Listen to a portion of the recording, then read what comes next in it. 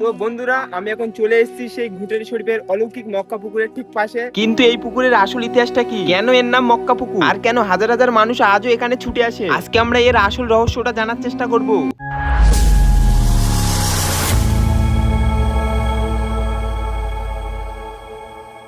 তো বন্ধুরা, ফাইনালি আমি চলে আসলাম সেই ঘুঁটেরি শরীফের অলৌকিক মক্কা পুকুরের ঠিক পাশে। আপনারা এখানে আসতে চাইলে শিয়ালদা থেকে ক্যানিং লোকাল ধরবে, ট্রেনে ওঠার পরে আপনি 2-4টে স্টেশন পরে দেখতে পাবেন এই ঘুঁটেরি শরীফ স্টেশনটি। তবে অন্য দিনের তুলনায় আজকে এখানে একটু বেশি ভিড় হয়েছে, কারণ এই পুকুরের পাশে রয়েছে একটা বিখ্যাত অলির মাজার। আজকে 17ই শ্রাবণ, এই দিনটিতে প্রতি বছর এই মাজারে একটা ঐতিহাসিক মেলা হয়। আজ পশ্চিমবঙ্গের দক্ষিণ 24 পরগনার ঘুঁটিয়ারি শরীফ যেন এক অন্য রূপে সেজে উঠেছে। আজ হাজার হাজার মানুষ দূর দূরান্ত থেকে ছুটে এসেছে এই ঐতিহাসিক মেলায় অংশ নিতে এবং বহুদিনের প্রচলিত ঐতিহ্যের সাক্ষী হতে। এই মাজারে যিনি শুয়ে আছেন তার নাম হচ্ছে পীর গাজী মোবারক শাহ। স্থানীয় মানুষের বিশ্বাস তিনি বহু শতাব্দী আগে এই অঞ্চলে ইসলাম প্রচার, মানব সেবা এবং আধ্যাত্মিক শিক্ষার কাজে নিয়োজিত ছিলেন। তার জীবনকে ঘিরে নানা অলৌকিক কাহিনী প্রচলিত আছে।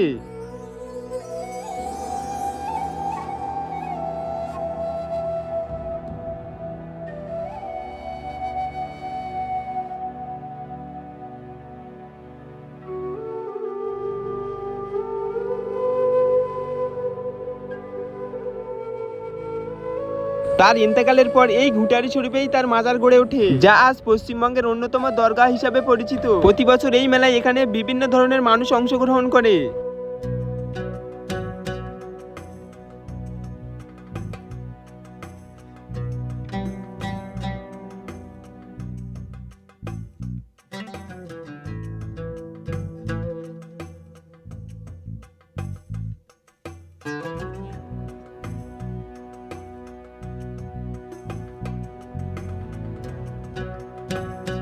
আর এই মাজারের পাশে রয়েছে একটি প্রাচীন পুকুর, যা স্থানীয় মানুষের কাছে মক্কা পুকুর নামে পরিচিত। বহু বছর ধরে এই পুকুরকে ঘিরে নানা গল্প ও বিশ্বাস প্রচলিত রয়েছে। এখানকার স্থানীয় বয়স্ক লোকেদের মুখে শোনা যায়, এখানে যেই সময়ে পীর গাজী মুবারক শাহ ছিলেন, সেই সময় তিনি এখানকার মানুষের কল্যাণ ও পানির প্রয়োজন মেটানোর জন্য এই পুকুর খনন করেছিল। ধীরে ধীরে এই পুকুরকে ঘিরে মানুষের গভীর শ্রদ্ধা ও ধর্মীয় অনুভূতি গড়ে ওঠে। এই পুকুরের পানি নাকি আবার অনেক পবিত্র, এখান থেকে আন্তরিকভাবে আল্লাহর কাছে দোয়া করলে মনের বাসনা নাকি পূরণ হতে পারে। অনেক ভক্তরা মাজার জিয়ারত করার পরে এই পুকুরের ধারে দাঁড়িয়ে আবার দোয়া করে। কারোর দোয়া যদি আবার কবুল হয়ে যায়, তারা আবার এখানে ফিরে এসে গরিবদের খাবার বিতরণ করে।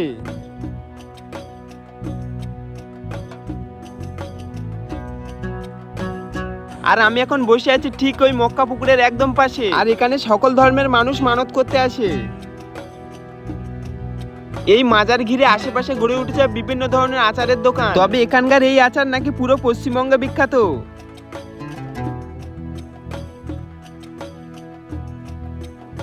তবে আমি এখন ওই মাজারের ভিতরে প্রবেশ করব, তাই এখন ওই প্রবেশের আমি মেন গেটটা খুঁজছি। তো অনেক খোঁজাখুঁজির পরে আমি লাইনে দাঁড়িয়ে পড়লাম। এই গেটটা হচ্ছে মাজারের ভেতরে প্রবেশ করার মূল গেট। ওই মাজারের ভেতরে প্রবেশ করতে গেলে নাকি এই সমস্ত সরঞ্জাম নিতে হয়। এখানে ছিল চেকিং গেট। এই গেট পার হয়ে আমরা মাজারের ভেতরে ঢুকে পড়লাম। তবে মাজারের বাইরেও আবার অনেক কবর আছে। এই কবরগুলো সম্পূর্ণ টাইলস দিয়ে করা হয়েছে, বাট এই মাজারের ভেতরে মোটেও ভিডিও করা এলাও না। তবু আমি যতটা পেরেছি তোমাদেরকে ভিডিও করে দেখাচ্ছি।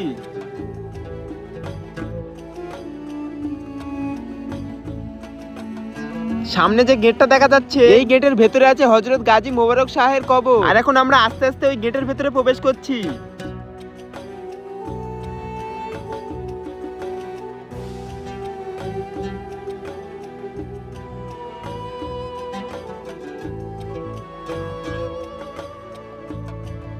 এখন মাজারের উপরে চাদর চাপানো হচ্ছে, কেউ কেউ আবার ওই মাজারের উপরে গোলাপ পানি ছড়াচ্ছে। তবে আজকে যা দৃশ্যগুলো আমি দেখছি, এই সমস্ত দৃশ্যগুলি আমার জীবনের প্রথম দেখা, বাট এই দৃশ্যগুলো আমি আগে কখনোই দেখিনি।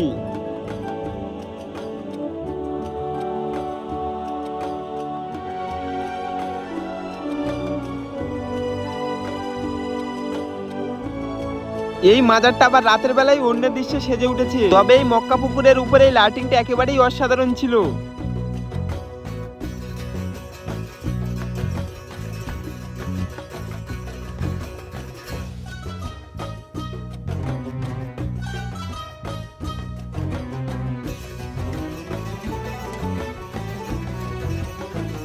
সন্ধ্যার পর এখানে মেতে ওঠে বিভিন্ন ধরনের কাওয়ালি, সবাই দল বেঁধে বসে আছে কাওয়ালি গাওয়ার জন্য।